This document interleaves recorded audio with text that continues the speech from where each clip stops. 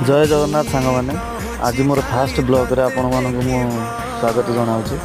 आशा करूँ जगन्नाथ कृपा आपण समस्ते भलरे थे। ये ब्लॉगटा कर आज कारण कौन कि बर्तमान मंदिर परिक्रमा कार्यक्रम सब सरी जाइए।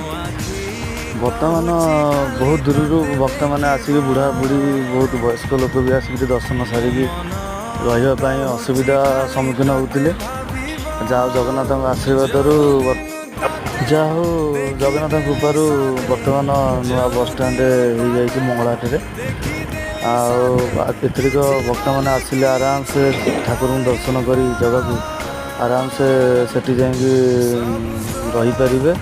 आठी भी सरकार तरफ खाଇବା पीवा सब मागणा करा आपण मान भी आसतु दर्शन करूँ आठी बुलूँ बहुत बढ़िया सरकार आम गठन कर।